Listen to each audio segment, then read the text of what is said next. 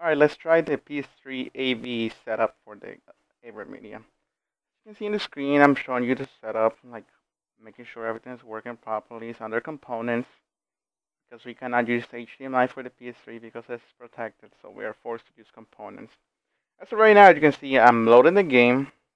Everything seems fine, right? Doesn't it? You will see in a little bit what I'm talking about. So I'm just picking a game right now. So what happens when you start playing a game? Every course perfectly fine, okay. But what if you want to change to a different game? Like, oh, I want to play a different game, so let's go back to the main screen again and select a different game. It loses signal, it doesn't detect anything.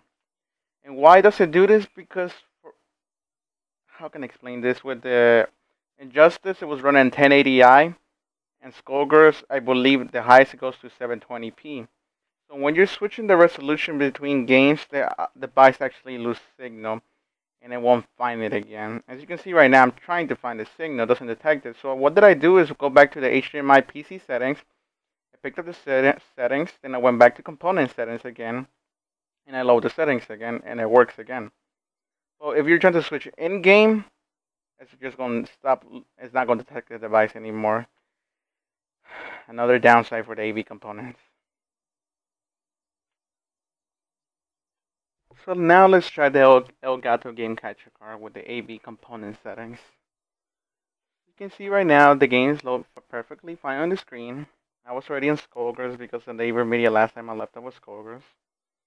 As you can see right now, it says detecting signal. I lose it for a couple seconds. It detects it again. I lose it again for a couple seconds, but it detects it again. You can see the game works perfectly fine right now. So let's see what happens next.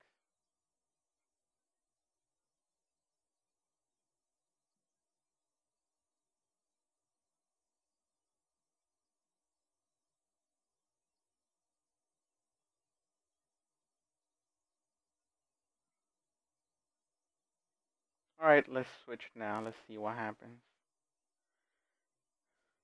You can see right now, it lost signal for a couple of seconds. Well, I'm booting Skullgirls right now. You see in the screen right now, it's loading Skullgirls perfectly fine. Something that AVerMedia couldn't do. The only difference is with the Elgato, it takes a couple seconds to load it, but it loads perfectly fine. You can see I'm playing the game now, which the AVerMedia didn't let me do that because I had to go back to the settings and fix the settings. While with the Elgato, you don't have to do any of that. So one of the problems that I encountered with the AVerMedia capture card was the Ps3 Av component setup. For whatever reason, it was not detecting it. I was trying so hard to detect it. As you can see in the screen, it's still not detecting it. But the funny thing, I know it's working because I could hear the audio. Right now, you cannot hear the audio on the video because I disabled that option right now. So I'm trying to detect the console, which is the PSP, the handheld, which is connected to the AVerMedia and the AV component setup, like I said earlier. It's not detecting it. So what do I decide to do is switch to the PC HDMI setup to make it be detected, which it detected it. Then I switched back to the component setup for the PSP, which actually it detected it. But as you can see, at first I had no signal detection, and you go back to the options and the amateur and newbie setting, and it still not detected.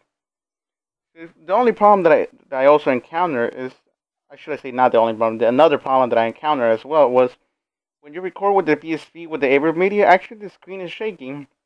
I will show you on the screen right now. If you cannot really tell, I will post a video on listed on the screen, and you can check in the video description, and you will see the screen is a little shaky for the video. And I check all the wires were corrected properly, which they are. And so right now, I don't know why it does that, but that's one of the problems I encounter with that. With the Elgato, it doesn't do this, so this is a huge down for the AVerMedia for the PSP setup. PSP Elgato game capture card AV component recording setup. So everything seems pretty much fine, and I might as well say this right now, everything works perfectly fine. There's nothing wrong with it. It records everything fine. It does what it's supposed to do. It doesn't have the shaking screen. So, and the graphics are perfectly fine like they should normally be. So that's pretty much it. Nothing much to say, but the video speaks for itself. As you can see on the screen right now, I'm showing you the PC recording, which it works perfectly fine with the audio and everything, the longest you know how to set it up and everything. For that, I will not be explaining that on this video, but right now, as you can see, like I was saying, it works perfectly fine. audio and the graphics are perfectly fine. And also, one of the things I think I should let you know right now, with Fraps, I recorded 41 minutes.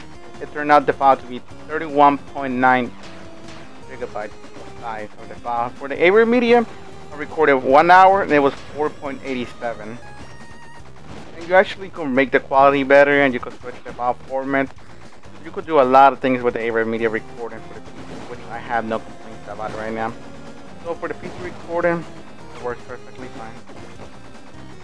Alright guys, I might as well tell you this right now. I'm not going to show you the setup for the Wii U or the Xbox 360 for the Elgato or the AVerMedia, because they work perfectly fine. There's nothing wrong with either of those two things. The only reason I made this video is show you the comparison between the AV component setups for the PS3 and the PSP or any other older consoles that were recorded using the AV setup. The AV setup for the Elgato works perfectly fine. The AV setup for the AVerMedia doesn't work like it should be working. It works, but it doesn't do its job like it's supposed to. It lacks in so many ways. It needs some upgrades and it needs some improvement. As you saw in the video, I don't need to go into details again and tell you what happened and what went wrong. But that's pretty much it for that. And now you're probably going to say, what about PC recording for the Elgato? You actually could record PC recording with the Elgato, but it wasn't really meant to do that, because the other option is there for you to record a PC. But like I said, it was not really meant to be done, but you could do it. I'm not going to bother doing it because it was not really one of the features of the capture card. But with the AVerMedia, it tells you right there off the bat that you can record PC, and that was one of their main intentions, which I give them credit for. So at the end of the story, which capture card is better? If you're planning to record console, PSP, PS3, Wii U, Xbox 360, you're better off going with the Elgato game capture card. AVerMedia gets the job done. Well, as you saw, it only works perfectly fine with HDMI setup like the Elgato. But if you want to record component setup, AVerMedia doesn't do its job like it's supposed to. But the reason why AVerMedia right now is like one of the greatest capture cards is because of PC recording. For that, I give it credit. And for that, I still love my AVerMedia. I am disappointed it doesn't record PS3 and the PSP like it's supposed to. But that's okay because I have another capture card. But I'm just telling you right now, if you guys want to buy a capture card just for console recording and handheld recording, Elgato will be your choice. But if you want to record PC recording and console, you're better off going with AVerMedia. But just be warned that the component setup is kind of messed up at the moment. Maybe some updates in the future will fix it, and hopefully they will do. But at the moment, like I said, it's console only. Elgato is your choice. PC recording and console. AVerMedia, but be warned that Elgato is superior at the moment.